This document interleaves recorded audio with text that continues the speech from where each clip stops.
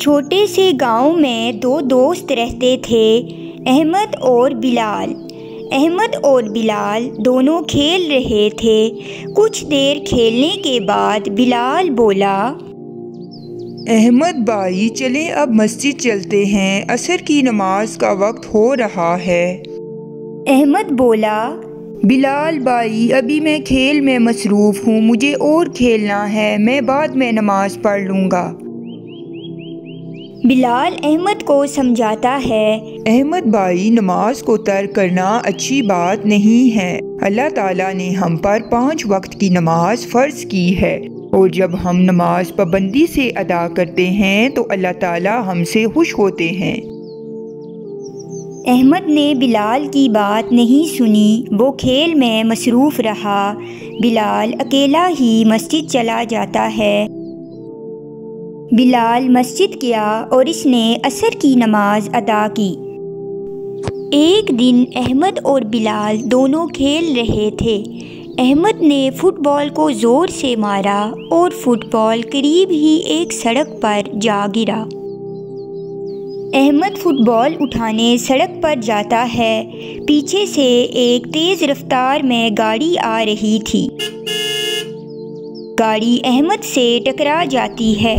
احمد سڑک پر گر جاتا ہے، اس کی ٹانگ ٹوٹ جاتی ہے۔ اب احمد چل نہیں سکتا تھا اور نہ ہی کھیل سکتا تھا، وہ بہت پریشان ہو گیا۔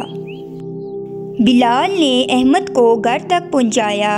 احمد کی والدہ یہ دیکھ کر بہت پریشان ہوئیں۔ احمد نے اللہ تعالیٰ سے دعا کی، اے اللہ تعالیٰ مجھے جلدی جلدی ٹھیک کر دیں۔ بلال احمد کے پاس ہی کھڑا تھا۔ اس نے احمد سے کہا، دیکھا نا احمد بھائی، ہم پر کوئی بھی مصیبت آئے تو ہم اللہ تعالیٰ کو ہی یاد کرتے ہیں اور وہی ہماری مدد کرتا ہے۔ آپ نماز نہیں پڑھتے تھے، اب آپ پر جب مشکل آئی ہے تو آپ اللہ تعالیٰ سے ہی دعائیں مانگ رہے ہیں۔ احمد کی امی جان بھی پاس ہی کھڑی تھی۔ انہوں نے احمد کو ایک حدیث سنائی۔ جی احمد بیٹا، ہمارے آخری نبی حضرت محمد صلی اللہ علیہ وسلم نے فرمایا، جو شخص نماز چھوڑے گا اس کا حساب روز قیامت اللہ کے سامنے ہوگا اور یہ اس کے لیے عذاب کا سبب بنے گا۔ یہ سن کر احمد بہت ڈرا اور بولا، امی جان مجھے سمجھ آ گیا ہے نماز کتنی اہم ہے، اب میں باقاعدگی سے نماز ادا کروں گا۔ کچھ دیر میں احمد کے ابو جان بھی آ جاتے ہیں۔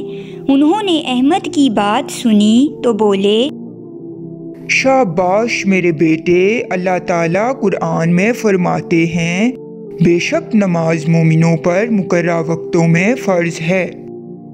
احمد کو احساس ہو چکا تھا اور اس نے اللہ تعالیٰ سے اپنے گناہوں کی معافی مانگی اور ارادہ کیا کہ اب وہ نماز نہیں چھوڑے گا۔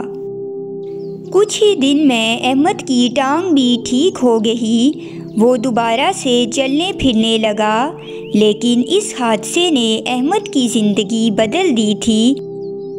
اب احمد باقاعدگی سے نماز پڑھتا اور اللہ تعالیٰ کو یاد کرتا رہتا۔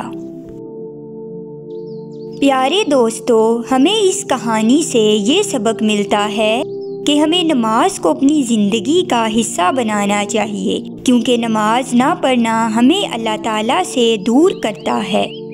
اللہ تعالیٰ فرماتا ہے، اور میری یاد کے لیے نماز قائم کرو۔